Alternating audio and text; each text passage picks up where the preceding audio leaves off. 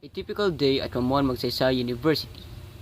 The sun was shining brightly on the busy campus, where students were walking out from their classrooms, carrying their backpacks, and chatting with each other as they headed to their morning routines.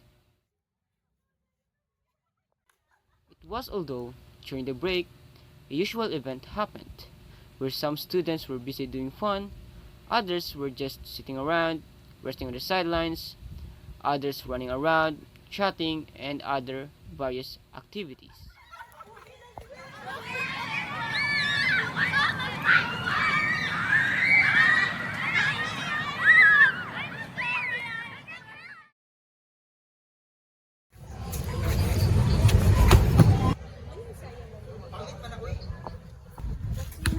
Guys, let's play volleyball. Sige, let's go! Let's go! They were so excited, and each of them are set for the game. The students were enjoying as they played, and the ball flew back and forth.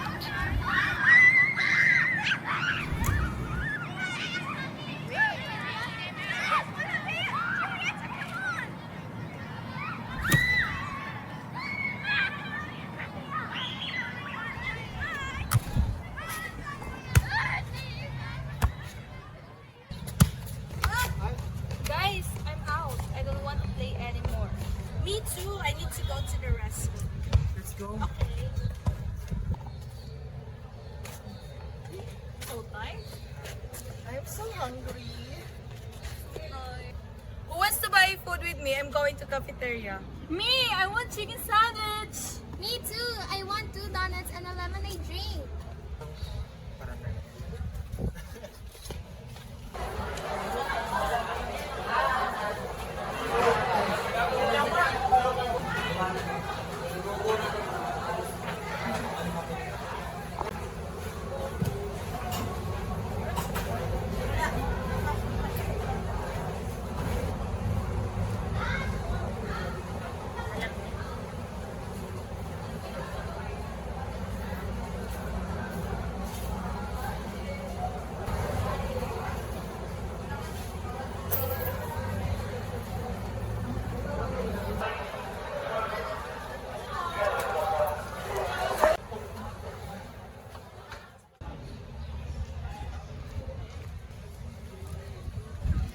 This is your phone. Thank you!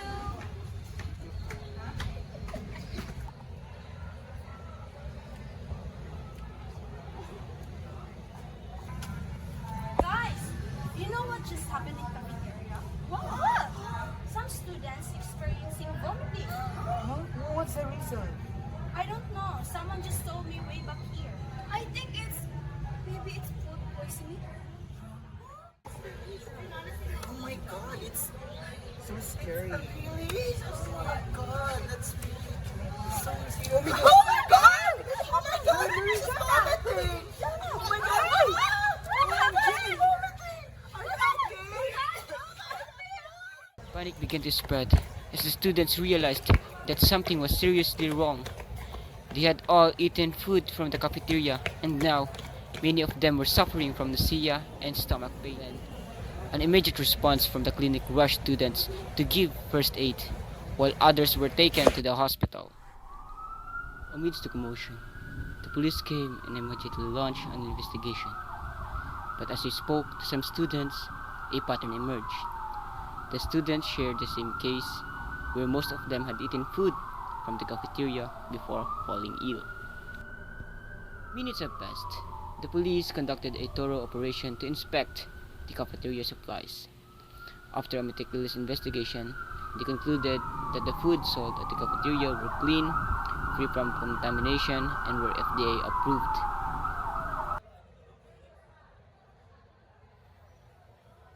If the poison did not come from the food, where did it come from? Where did it start? Kyle confided in his friend JL, who also has analytic ability, and together they embark on a mission to find answers. They delve into research, searching for possible causes of stomach pain, nausea, and vomiting.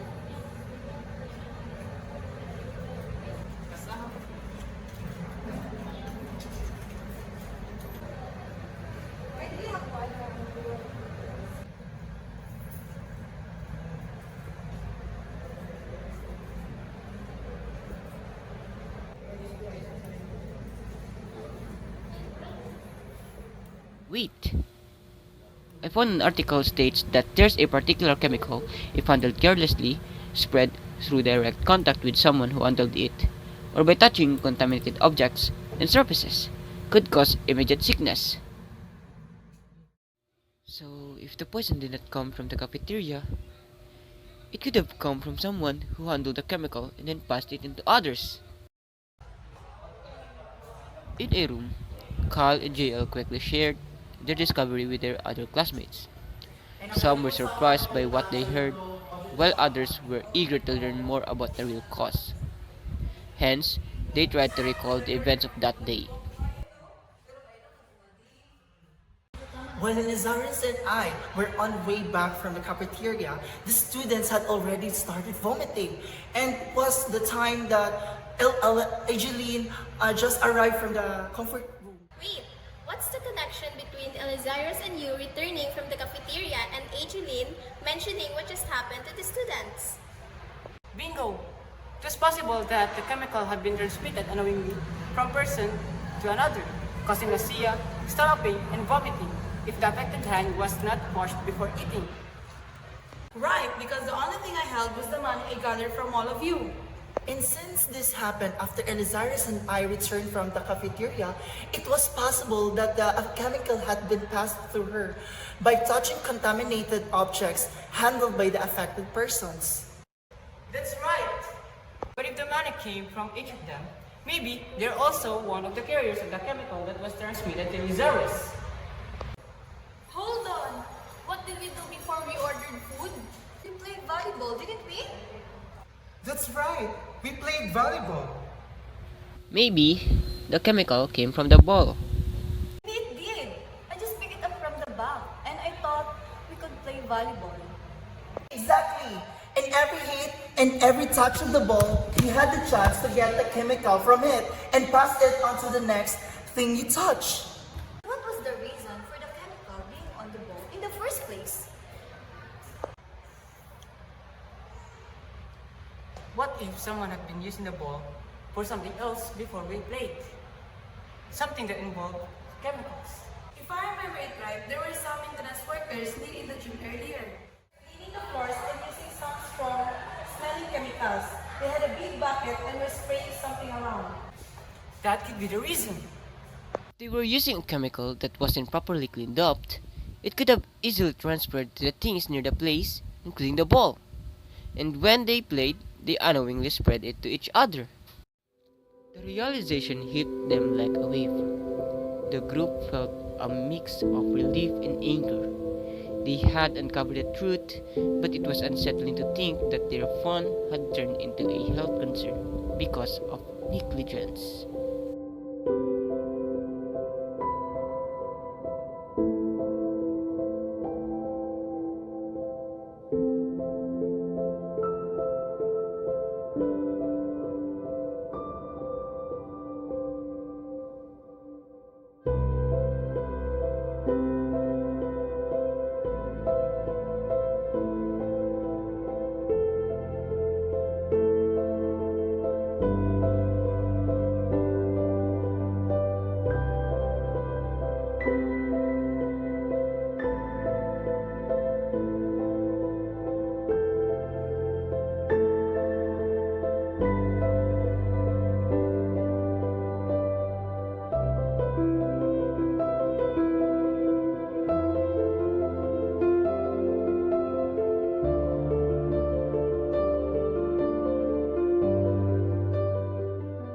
From now on, we must take care to ourselves and the potential risk of the chemical. Agreed. We must make sure that everyone stays safe. Agreed.